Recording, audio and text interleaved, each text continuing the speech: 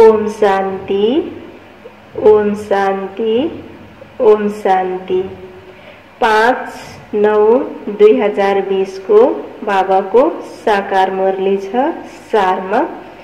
मीठे बच्चे, इस बेहद के नाटक में तुम आत्माओं को अपना अपना पाठ मिला हुआ है।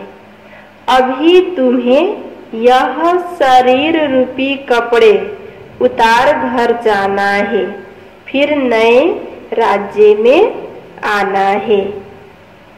मीठे बच्चे, इस बेहद के नाटक में तुम आत्माओं को अपना अपना पाठ मिला हुआ है। अभी तुम्हें यह शरीर रूपी कपड़े उतार घर जाना है, फिर नए राज्य में आना है। बाबाले सारमा भन्नुभयो कि हामी आत्मा एकटा रहौं, यो दुनियाँमा खेल खेल्न आएका छौं। हामी आत्माहरूको आफ्नो आफ्नो पाठ मिलेको छ। तब यो पाठ पूरा हुनेवाला छ। यो शरीर रूपी कपडा उतारेर वापिस घर जानु छ, जहाँ आत्माको निवास स्थान छ।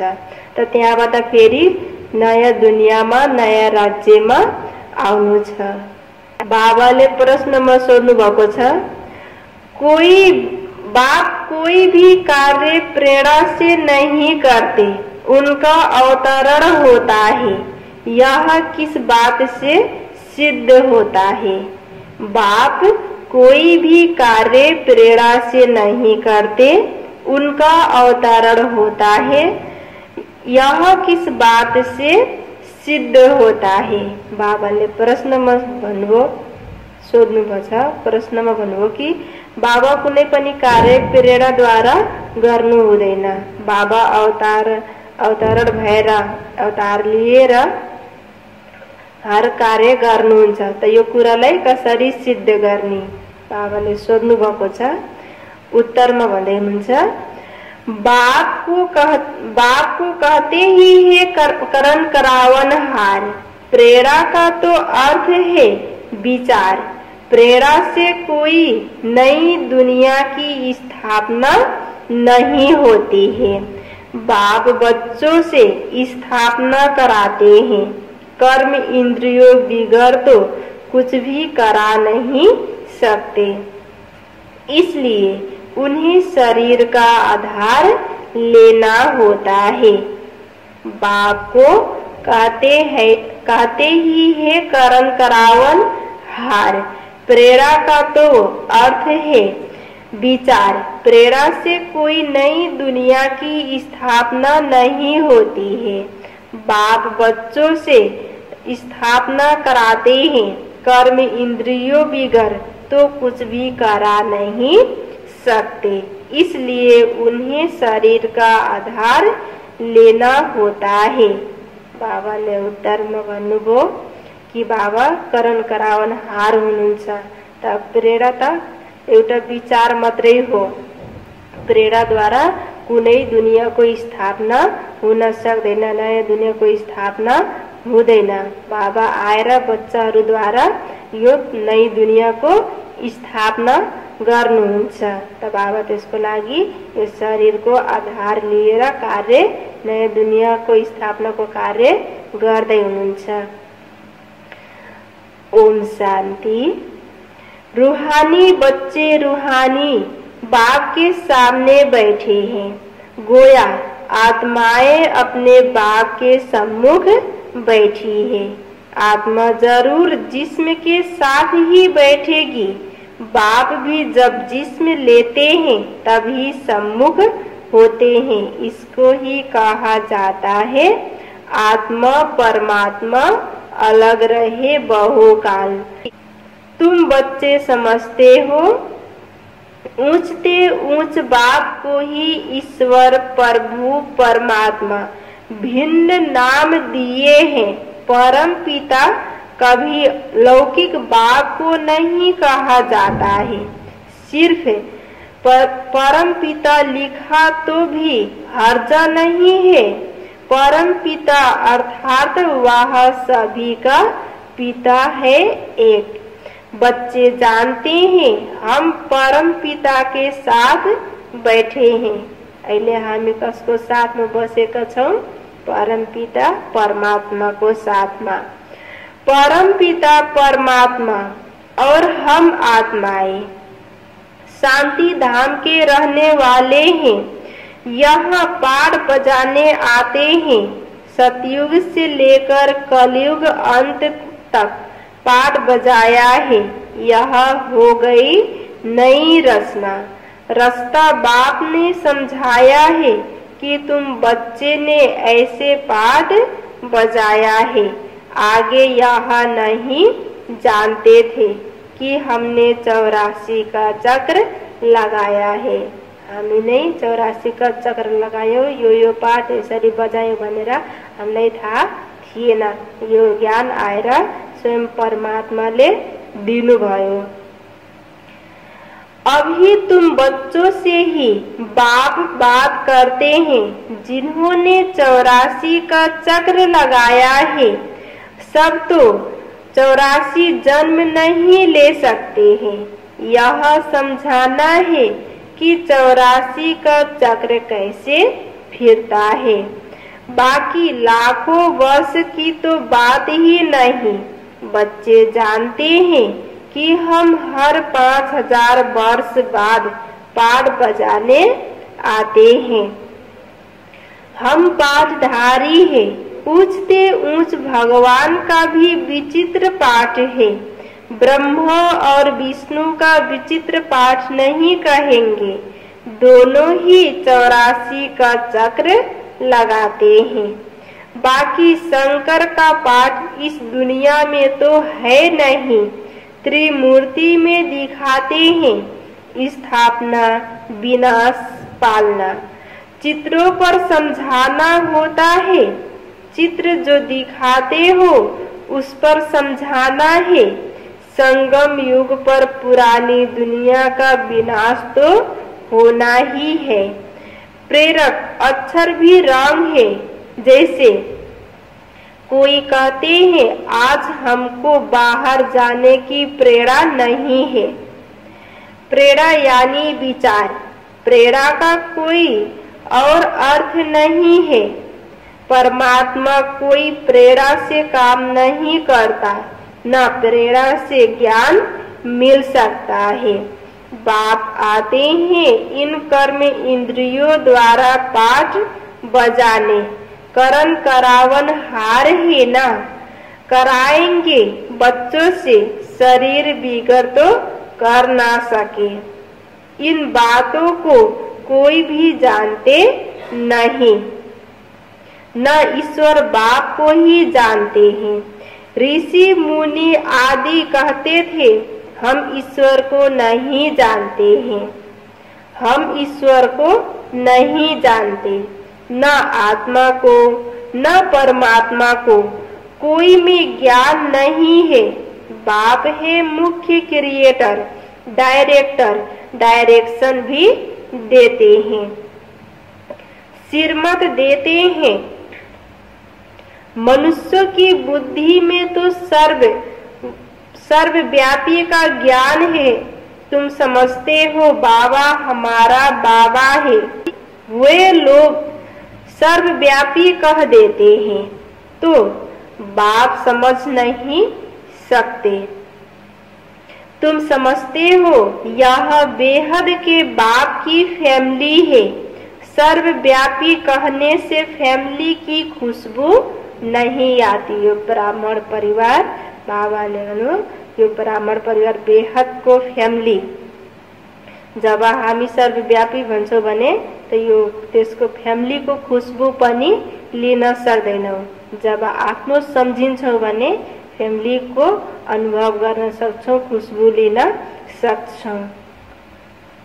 उनको कहा जाता है निराकारी बाप, निराकारी शिव बाबा, निराकारी आत्माओं का बाबा। शरीर है तब आत्मा बोलती है कि बाबा। बिगर शरीर तो आत्मा बोल ना सके। भक्ति मार्ग में बुलाते आए हैं। समझते हैं वह बाबा दुख हरता सुख करता है। सुख मिलता है सुख धाम में, शांति मिलती है शांति धाम में।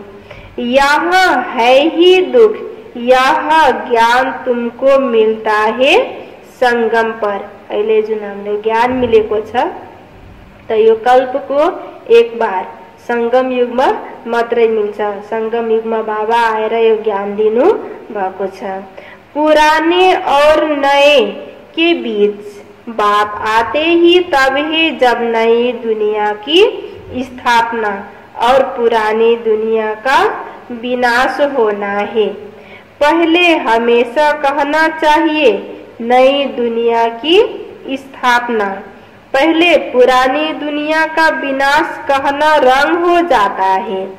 अभी तुमको बेहद के नाटक की नॉलेज मिलती है।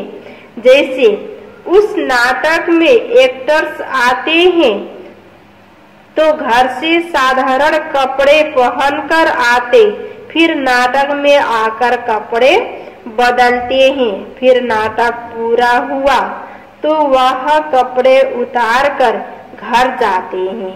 यहाँ तुम आत्माओं को घर से अशरीरी आना होता है। यहाँ आकर यहाँ शरीर रूपी कपड़े पहनते हो। जसरी एक्टर्सहरू नाटक खेल्नको लागि आफ्नो घरबाट आउँदा साधारण कपडामा आउँछन्, त जब नाटक खेल्न जान्छन् त त्यो चोला बदलेर नाटक खेल्छन्, कपडा बदलेर नाटक खेल्छन्। फेरि नाटक पूरा भयो भने आफ्नो घर जान्छन्। त्यस्तै बाबाले भन्नुभयो तिमी पनि आफ्नो घरबाट आत्मा जब आफ्नो घरबाट आएको थियो भने अशरीरी आएको थियो। यो शरीर रूपी कपडा पहनेर आफ्नो पाठ बजाइराखे, यो शरीर रूपी कपडा पहनेर पाठ बजाउनको लागि। अब फेरि वापिस जानु छ। हर एक को अपना अपना पाठ मिला हुआ है। यह है बेहद का नाटक। अभी यह बेहद की सारी दुनिया पुरानी है, फिर होगी नई। वह बहुत छोटी है, एक धर्म है। तुम बच्चों को इस पुरानी दुनिया से निकल फिर हद की दुनिया में, नई दुनिया में आना है, क्योंकि वहाँ है एक धर्म। अनेक मनुष्य होने से बेहद हो जाती। वहाँ तो है एक धर्म, थोड़े मनुष्य एक धर्म की स्थापना के लिए आना पड़ता है। तुम बच्चे इस बेहद के नाटक के राज को समझते हो कि यह चक्र कैसे फिरता है। इस समय जो कुछ प्रैक्टिकल में होता है उसका ही फिर भक्ति मार्ग में त्योहार मनाते हैं। नंबरवार कौन कौन से त्योहार है यह भी तुम बच्चे जानते हो। ऊंचते ऊंच भगवान शिव बाबा की जयंती कहेंगे।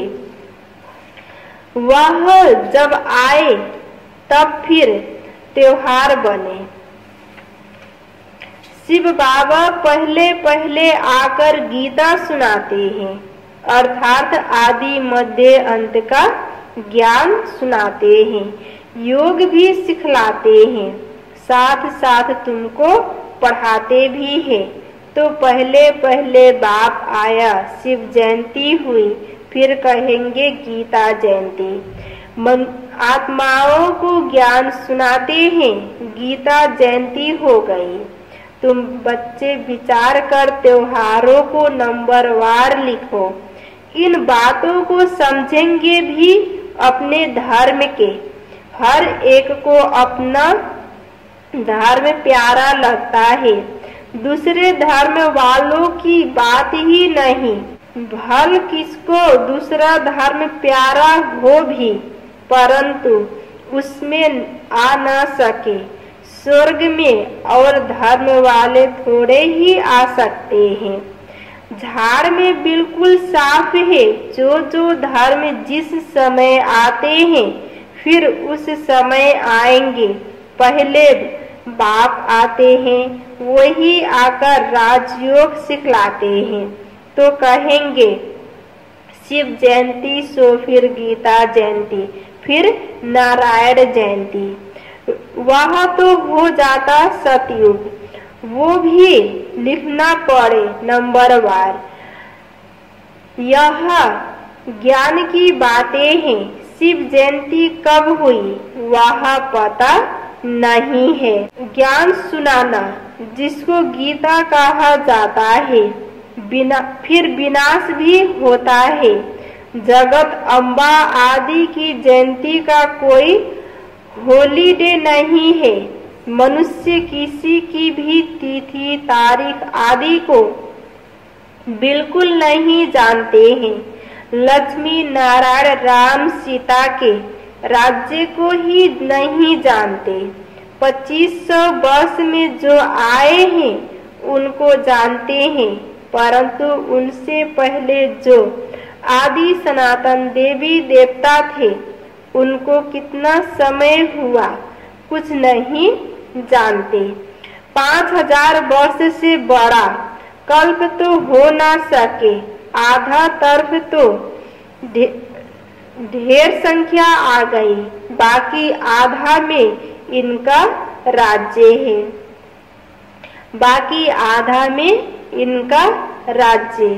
फिर जास्ती वर्षों का कल्प हो कैसे सकता। 84 लाख जन्म भी नहीं हो सकते। वे लोग समझते हैं कलयुग की आयु लाखों वर्ष है। मनुष्यों को अंधियारे में डाल दिया है। कहाँ सारा ड्रामा 5000 वर्ष का, कहाँ सिर्फ कलयुग के लिए कहते कि अभी 40,000 वर्ष शेष है। जब लड़ाई लगती है तो समझते हैं भगवान को आना चाहिए, लेकिन भगवान को तो आना चाहिए संगम पर। महाभारत लड़ाई तो लगती ही है संगम पर। बाप कहते हैं मैं भी कल्प कल्प संगम युग पर आता हूँ। बाप आएंगे नई दुनिया की स्थापना, पुरानी दुनिया का विनाश कराने। नई दुनिया की स्थापना होगी तो पुरानी दुनिया का विनाश जरूर होगा। इसके लिए यह लड़ाई है। इसमें शंकर के प्रेरणा आदि की तो कोई बात नहीं।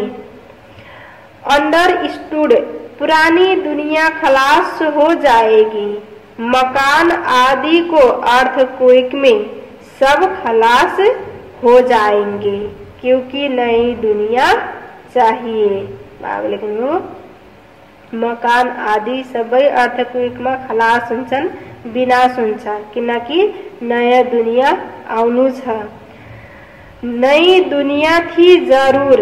दिल्ली पर स्थान थी। लक्ष्मी नारायण का राज्य था। चित्र भी है। लक्ष्मी नारायण को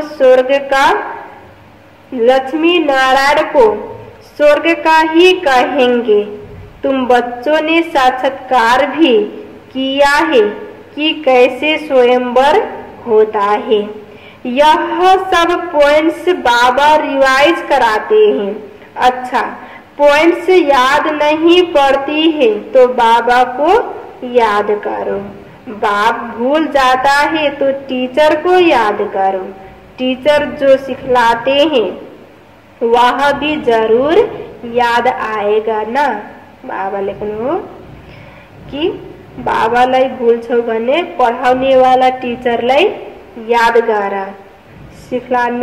सिखाउने वाला लाई याद त आउँछ नि। टीचर भी याद रहेगा, नॉलेज भी याद रहेगी। जब पढ़ाने वाला टीचरलाई याद गर्छौ भने नॉलेज पनि याद आउँछ। उद्देश्य भी बुद्धि में है, याद रखना ही पड़े, क्योंकि तुम्हारी स्टूडेंट लाइफ है ना। यह भी जानते हो जो हमको पढ़ाते हैं वह हमारा बाप भी है। लौकिक बाप कोई गुम नहीं हो जाता है। लौकिक, पारलौकिक और फिर यह है अलौकिक, इनको कोई याद नहीं करते। लौकिक बाप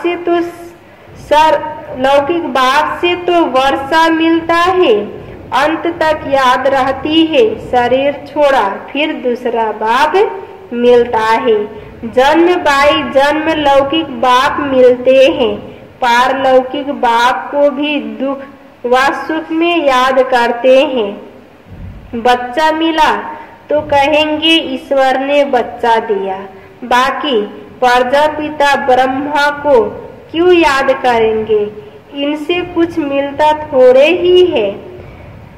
इनको अलौकिक कहा जाता है। लौकिक पितालाई पनि याद गर्छौं जबसम्म किनकि लौकिक पितासित हातको वर्ष मिल्छ र दुःख सुख पर्यो भने पारलौकिक पिता ईश्वर परमात्मालाई याद गर्छौं, तर प्रजापिता ब्रह्मलाई याद गर्दैनौं। बाबाले भन्नु प्रजापिता ब्रह्मलाई याद गर्दैनौं किनकि प्रजापिता ब्रह्मा हाम्रो अलौकिक पिता हुनुहुन्छ। तुम जानते हो हम ब्रह्मा द्वारा शिव बाबा से वर्षा ले रहे हैं। जैसे हम पढ़ते हैं यह रथ भी निमित्त बना हुआ है। जसरी हामी बाबासित पढ्दैछौं त ब्रह्म बाबाको तन पनि निमित्त बनेको छ। ब्रह्म बाबाको तनद्वारा शिव बाबाले हामी बच्चाहरूलाई वर्षा दिँदै हुनुहुन्छ। बहुत जन्मों के अंत में इनका शरीर ही रथ बना है। रथ का नाम तो रखना पड़ता है ना। यह है बेहद का संन्यास।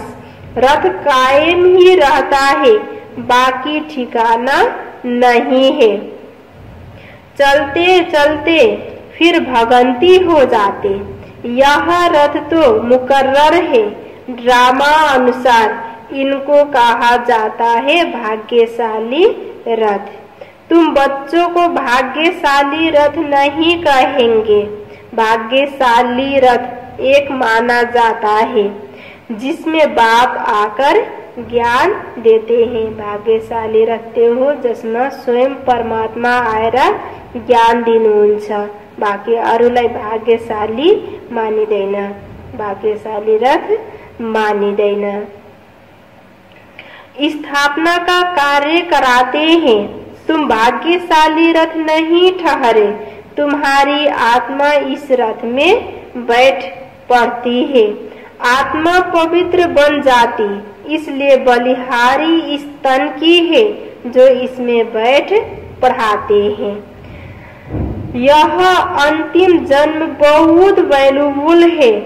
फिर शरीर बदल हम देवता बन जाएंगे। तुम इस पुराने शरीर द्वारा ही तुम शिक्षा पाते हो। शिव बाबा के बनते हो। तुम जानते हो हमारी पहली जीवन बर्थ नट इतनी थी, अब पाउंड बन रही है। जितना पढ़ेंगे उतना ऊंच पद पाएंगे। बाप ने समझाया है याद की यात्रा है मुख्य। इनको ही भारत का प्राचीन योग कहते हैं, जिससे तुम पतित से पावन बनते हो। स्वर्गवासी तो सब बनते हैं। फिर है पढ़ाई पर मदार। तुम बेहद के स्कूल में बैठे हो। तुम ही फिर देवता बनेंगे। तुम समझ सकते हो ऊंच पद कौन पा सकते हैं। उनकी क्वालिफिकेशन क्या होनी चाहिए? पहले हमारे में भी क्वालिफिकेशन नहीं थी, असुरी मत पर थे। अब ईश्वरीय मत मिलती है असुरी मत से हम उतरती कला में जाते हैं, ईश्वरीय मत से चढ़ती कला में जाते हैं। ईश्वरीय मत देने वाला है एक, ईश्वरीय मत देने वाला एक है, असुरी मत देने वाले अनेक है। माँ बाप, भाई बहन, टीचर, गुरु, कितनों की मत मिलती है, अभी तुमको एक की मत मिलती है जो 21 जन्म काम आती है। ईश्वरीय मत हामी बच्चाहरूलाई एक पटक मात्रै मिल्छ जो 21 जन्मको लागि चल्छ। असुरी मत त अनेक मिल्छ, आमा बुवा,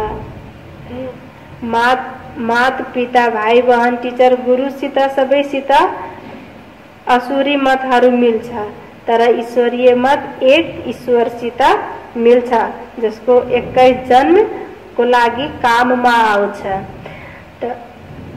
तो ऐसे सिरमत पर चलना चाहिए ना, जितना चलेंगे उतना श्रेष्ठ पद पाएंगे, कम चलेंगे तो कम पद।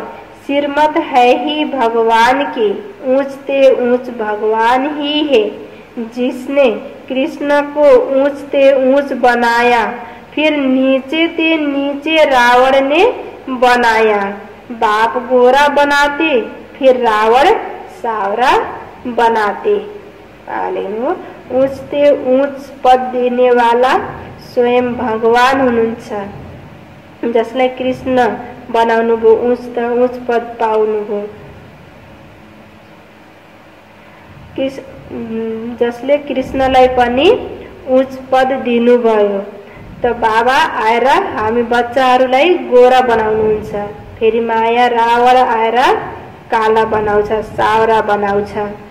बाप वर्षा देते हैं, वहाँ तो है ही वाइसलेस, देवताओं की महिमा गाते हैं, सर्वगुण संपन्न। सन्यासियों को संपूर्ण निर्विकारी नहीं कहेंगे।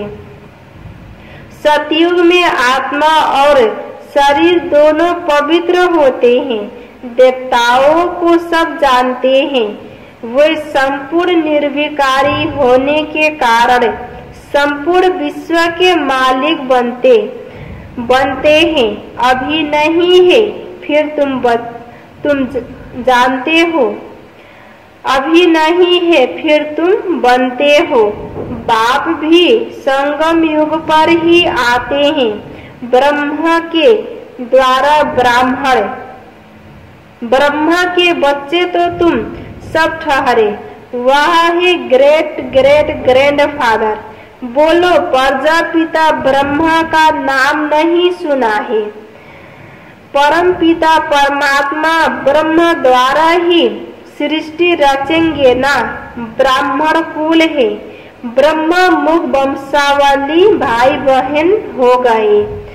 यहाँ राजा रानी की बात नहीं, यह ब्राह्मण कुल तो संगम का थोड़ा समय चलता है। राजाई ना पांडवों की है ना कौरवों की। अच्छा, मीठे मीठे सिकलदे बच्चों प्रति माता पिता बाप दादा का याद प्यार और गुड मॉर्निंग। रूहानी बाप की रूहानी बच्चों को नमस्ते, रूहानी बच्चों की रूहानी बाप को याद प्यार गुड मॉर्निंग, नमस्ते नमस्ते। धारणा को लागि मुख्य सारमा छ। 1 नंबर, 21 जन्म श्रेष्ठ पद का अधिकारी बनने के लिए सब असुरी मतों को छोड़ एक ईश्वरीय मत पर चलना है, संपूर्ण वाइसलेस बनना है। 21 जन्म श्रेष्ठ पद का अधिकारी बनने के लिए सब असुरी मतों को छोड़ एक ईश्वरीय मत पर चलना है, संपूर्ण वाइसलेस बनना है। बाबाले 1 नंबर में भन्नुभयो कि एक ईश्वरीय मत में चलेर सबै असुरी मतहरूलाई छोडेर एक ईश्वरीय मतमा चलेर 21 जन्मको लागि श्रेष्ठ पदको अधिकारी बन्ने र सम्पूर्ण पवित्र सम्पूर्ण वाइसलेस बन्ने। दोस्रोमा छ इस पुराने शरीर में बैठ बाप की शिक्षाओं को धारण कर देवता बनना है। यह है बहुत वैल्यूबल जीवन, इसमें बर्थ पाउंड बनना है। इस पुराने शरीर में बैठ बाप की शिक्षाओं को धारण कर देवता बनना है। यह है बहुत वैल्यूबल जीवन, इसमें बर्थ पाउंड बनना है। बाबाले भन्नुभयो दोस्रो नम्बरमा कि यो पुरानो शरीरमा हुँदा पनि शरीरमा रहँदा बाबाको शिक्षालाई धारण गरी देवता बन्ने, किनकि यो जीवन एकदम अमूल्य जीवन भ्यालुबल जीवन छ, त यसलाई बर्थ पाउंड बनाउने। वरदानमा छ सर्व संबंधों के सहयोग के अनुभूति द्वारा निरंतर योगी सहज योगी भवा। सर्व संबंधों के सहयोग के अनुभूति द्वारा निरंतर योगी सहज योगी भवा। बाबाले वरदानमा भन्नुभयो कि निरंतर योगी सहज योगी बन्नको लागि के हुन पर्छ? सर्व सम्बन्धको सहयोगको अनुभूति हुन पर्छ। ईश्वरसित स्वयं परमात्मासित सर्व सम्बन्धको सहयोगको अनुभूति जब गर्छौ भने निरन्तर योगी सहज योगी स्वतः नै हुन्छ।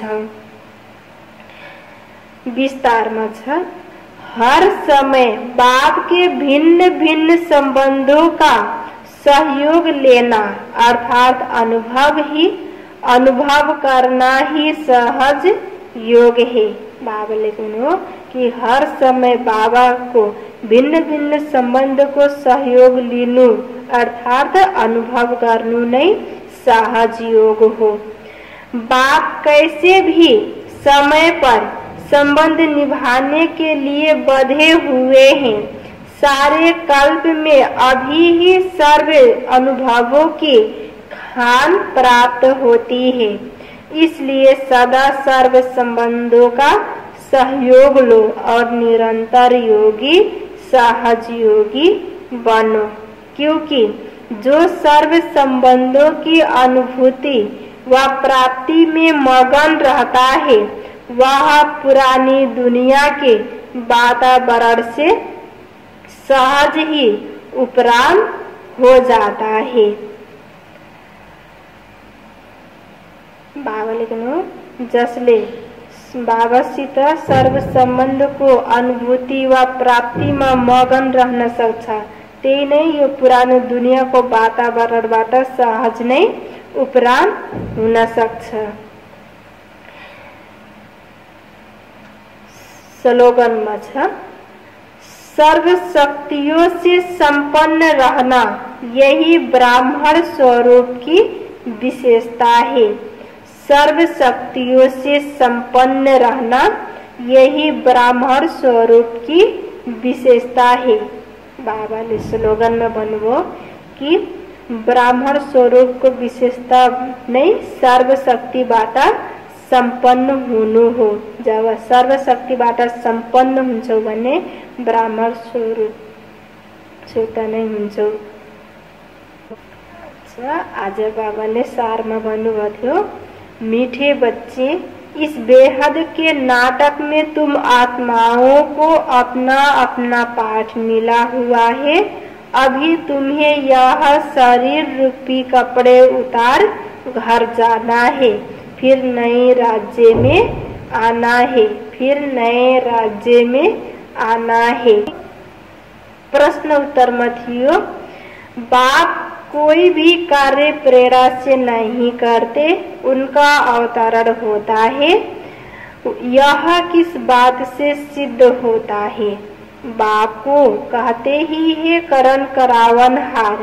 प्रेरणा का तो अर्थ है विचार। प्रेरणा से कोई नई दुनिया की स्थापना नहीं होती है। बाप बच्चों से स्थापना कराते हैं। कर्म इंद्रियों बिगड़ तो कुछ भी करा नहीं सकते, इसलिए उन्हें शरीर का आधार लेना होता है। शरीर का आधार लेना होता है। अच्छा, ओम शांति।